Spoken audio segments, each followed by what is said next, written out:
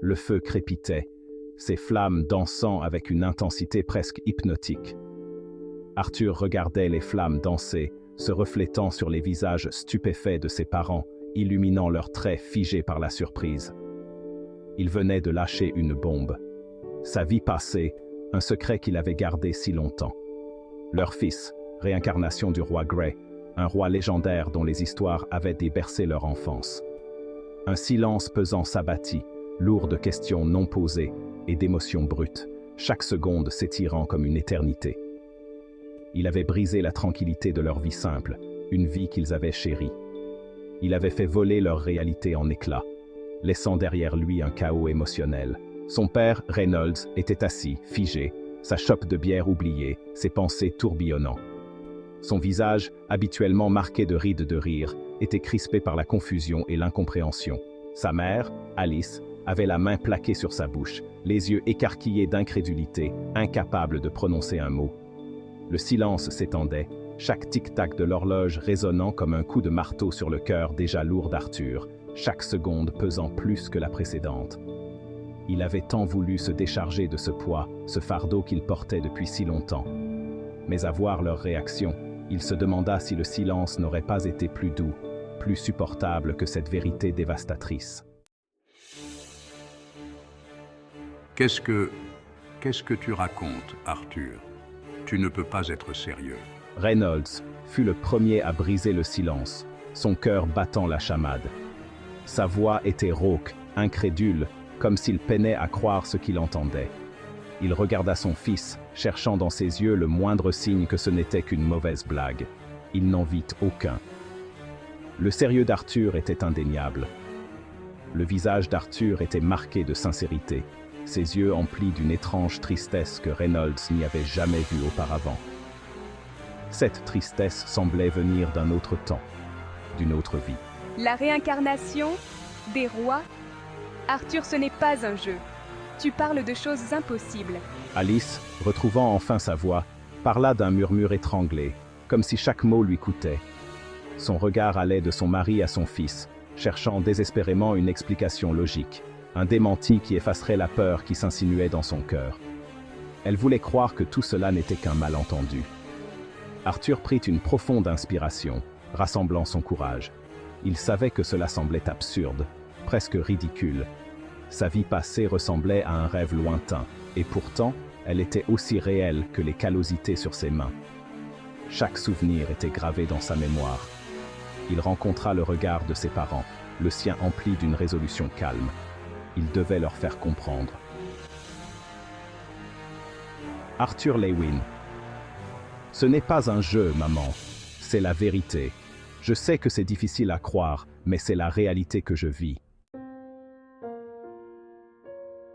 Il raconta son histoire, une histoire qui semblait sortir tout droit d'un conte de fées. Il commença par ses souvenirs en tant que Grey, le poids des responsabilités qui pesaient sur ses épaules, et sa quête incessante de pouvoir et de reconnaissance. Il parla de sa mort tragique, de la soudaineté avec laquelle elle était survenue, et de la trahison cruelle qu'il avait fauchée en pleine gloire, laissant derrière lui un monde en désarroi. Puis, il décrivit la désorientation totale de la Renaissance, la lente prise de conscience dans une nouvelle vie, un nouveau monde rempli de mystères et de merveilles. Il parla de la joie immense d'être leur fils, de l'amour inconditionnel qu'il leur portait, un amour qui transcendait les vies et les époques. Reynolds écoutait attentivement, le front plissé par l'inquiétude et la confusion. Les paroles de son fils étaient fantastiques, presque incroyables, mais racontées avec une telle passion et une telle intensité. Pourtant, il y avait une telle conviction dans sa voix, une telle véracité dans ses yeux, qu'il était impossible de les ignorer ou de les rejeter. Alice, quant à elle, était visiblement secouée, son visage trahissant une profonde inquiétude. Elle s'accrochait à son mari, les yeux brillants de larmes, cherchant du réconfort dans ses bras. L'idée que son petit garçon porte le poids d'une autre vie, une vie remplie d'un tel pouvoir et d'une telle douleur, était insupportable pour elle, une mère aimante. Alors qu'Arthur parlait, il sentit un poids se lever de sa poitrine. Il avait gardé ce secret pendant si longtemps. La peur du rejet, d'être considéré comme un monstre, l'avait réduit au silence. Mais en voyant ses parents maintenant, Leur visage partagé entre la confusion et l'inquiétude, il sut qu'il avait pris la bonne décision. Il méritait de savoir la vérité. Mais avec le soulagement vint une nouvelle vague de culpabilité. Il vit la peur dans les yeux de son père, l'inquiétude gravée sur le visage de sa mère. Son secret ne leur avait apporté que de l'angoisse. Il les avait accablés d'un savoir qu'ils n'étaient pas censés porter. Le poids de sa vie passée, autrefois le sien seul, était désormais partagé. Et cela le déchirait. Le feu n'était plus que braise rougeoyante, projetant des ombres vacillantes sur les visages de la famille. Reynolds passa une main dans ses cheveux, le visage hagard. Il regarda son fils, le cœur lourd de la peur d'un père. Arthur était différent, spécial. Il l'avait toujours su. Mais ça, c'était au-delà de tout ce qu'il aurait pu imaginer.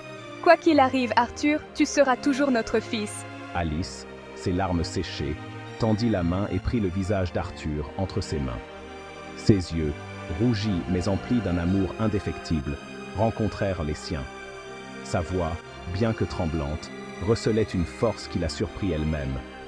Elle ne comprenait peut-être pas, elle n'accepterait peut-être jamais complètement, mais elle soutiendrait son fils. C'était une certitude. Le reste de la soirée se passa comme dans un brouillard. Arthur répondit à leurs questions du mieux qu'il put. Ses paroles teintées à la fois de vérité et du besoin de les protéger des réalités les plus crues de son passé. Il voyait la peur dans les yeux de son père, l'espoir désespéré de sa mère que tout cela n'était qu'un mauvais rêve. Il aurait aimé pouvoir leur dire ce qu'il voulait entendre, mais il ne le pouvait pas. Le sommeil n'offrit aucun répit. Arthur resta éveillé, fixant le plafond. Son esprit s'emballait. Il avait espéré la compréhension, l'acceptation. Mais voyant le tribut que sa révélation avait prélevé sur ses parents, il se demanda s'il n'avait pas fait une erreur. L'ignorance était peut-être un bien. Peut-être que certains secrets étaient destinés à rester enfouis. Le lendemain matin, Arthur prit sa décision. Il annonça qu'il partait, s'engageant dans un voyage pour comprendre ses pouvoirs, pour contrôler la magie qui coulait dans ses veines. Il savait que sa présence causait plus de peine que de joie à ses parents. Il devait partir, leur laisser le temps de digérer, de guérir. Ses parents protestèrent, mais Arthur était résolu. Il promit de revenir, plus fort, plus maître de lui. Il jura d'écrire, de les tenir informés de l'endroit où ils se trouvaient. Il leur assura que c'était ce dont il avait besoin, ce dont ils avaient tous besoin. Alors qu'Arthur s'éloignait du seul foyer qu'il ait jamais connu, il ressentit une pointe de solitude familière. C'était la même solitude qu'il avait ressentie en tant que Gray, la solitude du commandement, le fardeau trop lourd à porter pour une seule personne. Mais cette fois, c'était différent. Cette fois, c'était une solitude née de l'amour, du besoin de protéger ceux qui lui étaient chers. Il repensa à sa vie en tant que Gray, sa poursuite incessante de la force, son ambition qui l'avait souvent aveuglé aux joies simples de la vie. Il avait été puissant, respecté, craint. Mais avait-il été heureux? Avait-il vraiment vécu? Ou avait-il simplement existé, marionnette de ses propres ambitions? En regardant la silhouette de sa maison s'éloigner, Arthur réalisa quelque chose de profond. Ses parents, dans leur ignorance, possédaient une certaine forme de sagesse. Ils comprenaient l'importance de la famille, de l'amour, des plaisirs simples qui donnaient un sens à la vie, des choses qu'il avait négligées dans sa vie antérieure. Il portait le poids de deux vies, la sagesse d'un roi et l'innocence d'un enfant. Il avait commis des erreurs, les avait chèrement payées, mais on lui offrait une seconde chance. Une chance de vivre différemment, de choisir une voie différente.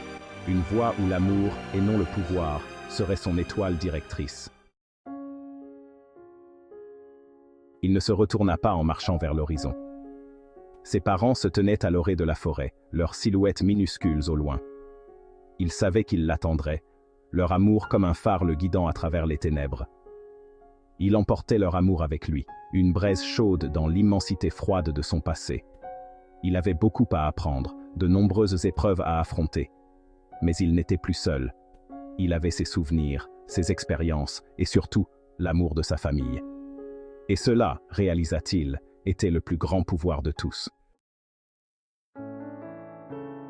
Arthur poursuivit son chemin, sa silhouette disparaissant dans le soleil levant. Il portait le poids du monde sur ses épaules, et pourtant, il ne s'était jamais senti aussi léger. Il était libre, libéré des chaînes de son passé, libre de forger son propre destin. Et il le ferait, pour lui-même, pour ses parents, pour un avenir où il pourrait enfin être en paix.